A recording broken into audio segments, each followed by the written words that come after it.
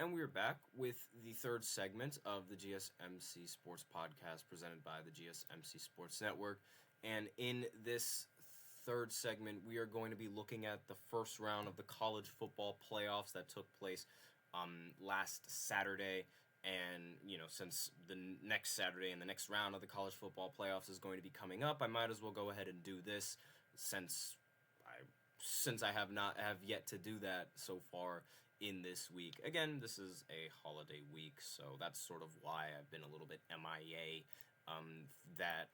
If you guys were wondering, but let's go right ahead. Let's start out. What game do we want to start out with first? It's always really difficult to decide which game to start out first, especially with the college football games, and I'll explain why a little bit later. But let's go ahead and get into, we'll talk Texas going up against Clemson, because that one, actually, that one was a much better game than the rest of the games that we were treated to on Saturday. The final score of this game was 38-24. And as I'm sure you guys know, this game was held in Texas in the Longhorn Stadium, so automatically giving them a home field advantage. And most of the time, when a college team has home field advantage, they end up winning the game. Spoiler alert for the rest of the teams that I'm going to talk about. Now I will say Quinn Ewers did not really play well in this game. I am not a big fan of Quinn Ewers at all. I don't know what it is, but it's like I think it's his decision making that really has me stumped, because he has the arm, he has the throw power, right? It's just the decision making and all the unathleticism. It's really like, I don't know. Obviously, I'm thinking Archie Manning is going to be a much better quarterback for the Texas Longhorns in the future. But regardless, Quinn Ewers, he ended the game with 1 touchdown, 1 interception, 202 yards in the air. But the offense for the Texas Longhorns, and the real strength for Texas was their ground game in this one. Clemson just did not have an answer for that. Jaden Blue ended up rushing for 146 yards and recorded 2 touchdowns. And Quintravion Wisner also ended up rushing in for 2 touchdowns and accumulated 110 yards on the ground. So overall, in terms of team, the team accumulated 295 yards on the ground. That's way more than their yards in the air. And when you're able to dominate the run game in a college game, a playoff game nonetheless, chances are you're going to end up winning the game at the end of the day. And that's exactly what happened, especially when you're playing in Texas. That is just, nobody wants to play in Texas. That is a very, very difficult stadium to play in. But I will say the quarterback for Clemson played very well. Cade Klubnik threw 3 touchdowns, 1 interception, 336 yards in the air, completely outplaying Quinn Ewers. It's just the Longhorns, they were able to do so much on the ground. Meanwhile, Clemson was able to do absolutely nothing on the ground. And when you're able to win that battle, they just proved to Clemson that they were the much more physical team. They were the stronger team. They have the better athletes. And they ended up winning the game in the end, because Clemson only accumulated 76 yards on the ground. They did not rush in for a single touchdown. All of the touchdowns were thanks to Klubnik's throwing arm. And without him, and also without TJ Moore, who played very well, 116 yards on 9 receptions, as well as a touchdown, they would not have really been in this game. The game started out very competitive. Both teams opened up with a touchdown drive, but then Clemson was forced to punt. Then the Longhorns responded with a touchdown. Then Clemson had to punt again, and then the Longhorns responded with another touchdown. And then Clemson threw an interception where the Longhorns ended up turning it over on downs, but it was given right back to them. And then Quinn Ewers threw his interception, and then Clemson took a field goal. And then guess what? The Longhorns scored another touchdown, making the score 28-10. So again, the game was really not all that close at the end of the day, but it was the closer games than of all the games that happened on Saturday in the college football playoffs. It was the closest game. Now, you can argue that the rest of these points that were scored by Clemson were in garbage time when the game was already out of reach. The Longhorns ended up to open up the third quarter, they ended up taking a field goal on a long field goal drive. Then Clemson punted, but Texas gave it right back. Then Clemson responded with a touchdown to make the score 31-17. Longhorns turned it over on downs. Then Clemson scored another touchdown to make the score 24-31. And it seemed like the comeback was on, but any chance of them making a comeback ended when the Longhorns ended up rushing for 77 yards for a touchdown to make the score 37-24. That was that was a real backbreaker, and that was basically the death sentence, and that was the end of the game for them. Both of the teams ended up turning it over on downs. Clemson did it twice, and the Longhorns ended up sealing the win.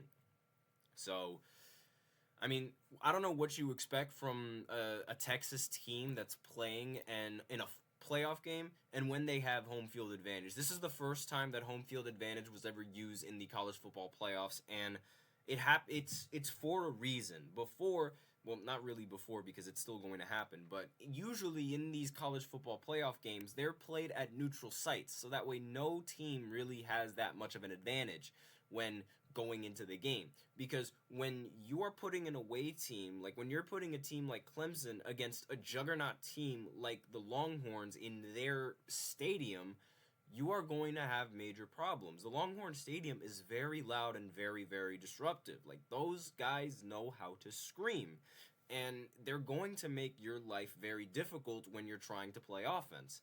Similar to the next game that I'll be talking about, which is going to be Penn State against SMU. Now, if you think that last game was a blowout, then you have not seen anything yet in this one, because Penn State ended up destroying SMU 38-10.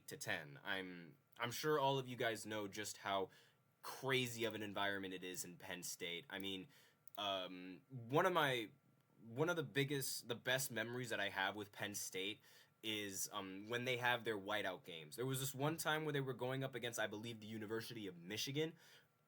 Penn State, they started playing Mo Bamba, and you could not hear anything. Like, you could barely hear like the players saying anything on the field. You usually are able to hear them like in their cadences most of the time, and like sometime in college the quarterbacks, they clap.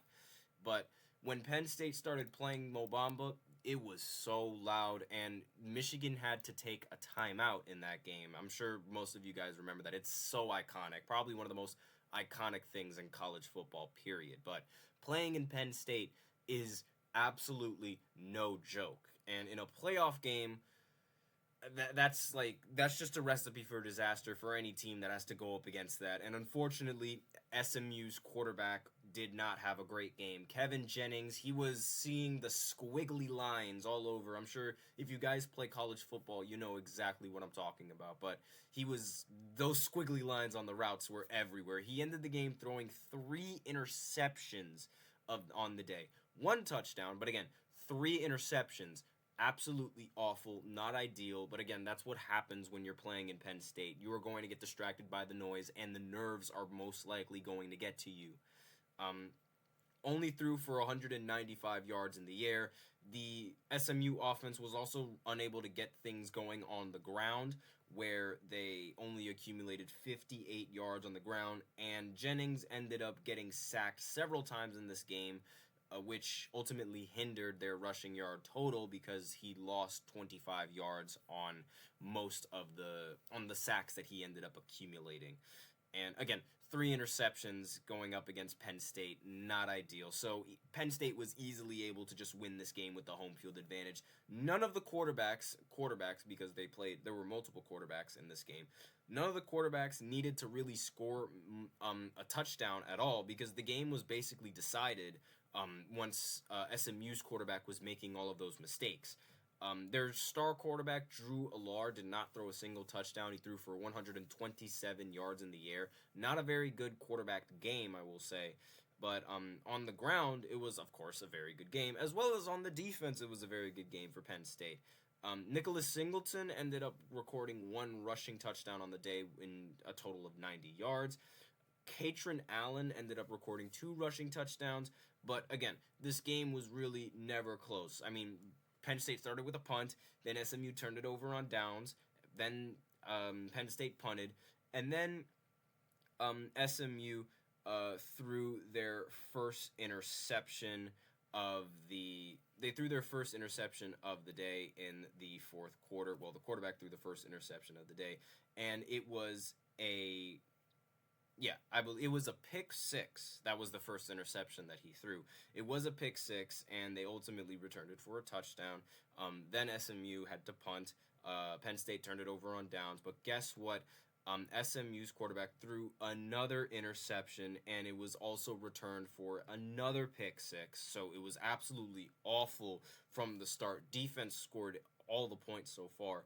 And then he threw his third interception of the day with the score being 14-0, and then Penn State responded with a touchdown, and then SMU turned it over on downs again, and then Penn State scored another touchdown, making the score 28-0 going into the end of the first half. And that was basically all she wrote for this game, because it's like the rest of the game was just garbage time. 28-0 at the half. That was an incredibly boring game that was already decided once the first half ended. So far, the trend of having home field advantage has not worked at all in favor of the opposing team.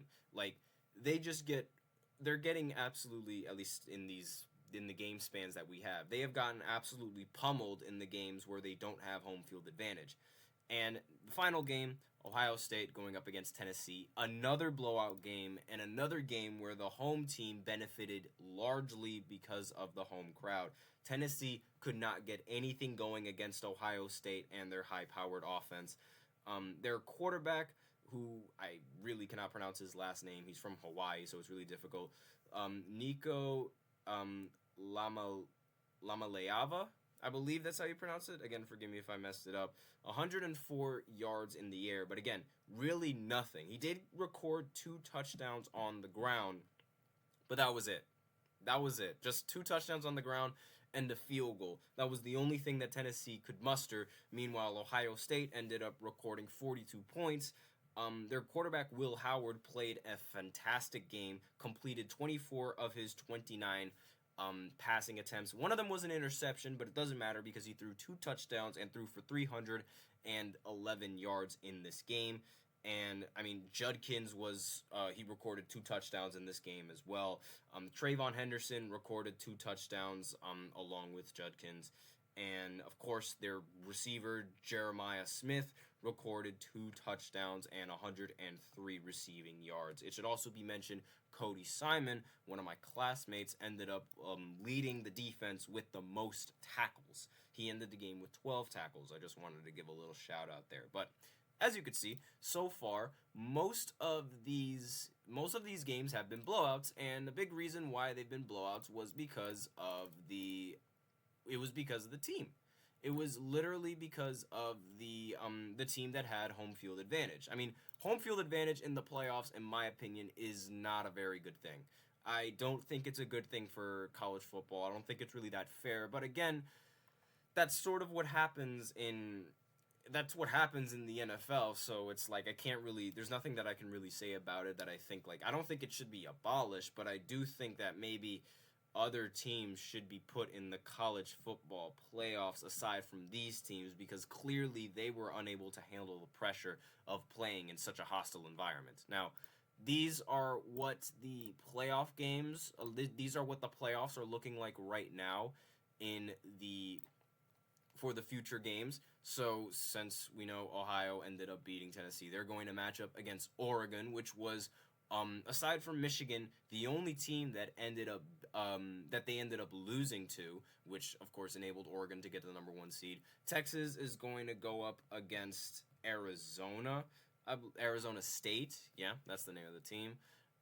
You guys, I don't know if you guys can really see that, but that says Notre Dame. The colors are very, very dark. So Notre Dame is going to go up against the University of Georgia, and Penn State is going to go up against Boise State. And these games, they're going to be very, very interesting. I have my eye on these 2 games, this game and this game. Those 2 games, right? These 2 games right here, I think, are going to be the most interesting of the bunch. I think Texas is going to easily blow out Arizona, and I think this game is just going to be ugly. I don't think it's going to be all that entertaining. I don't think there's going to be much offense. I think this is going to be a very defensive-minded game.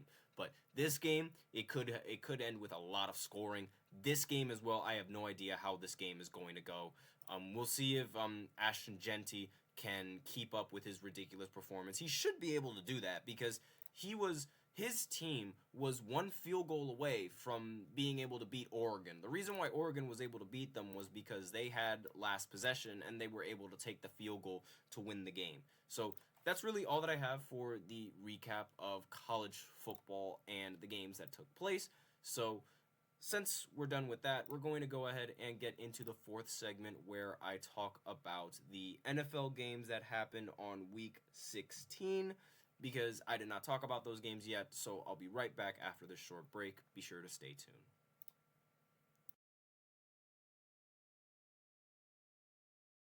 tuned. For the best and latest podcasts available anywhere, go to the podcast app on your cell phone and type in GSMC to access free content-rich podcasts on health and wellness, book reviews, sports, entertainment, relationships, social media, movies, technology, finance, and even weird news. Subscribe and download the GSMC Podcast Network's family of shows, available everywhere podcasts are found.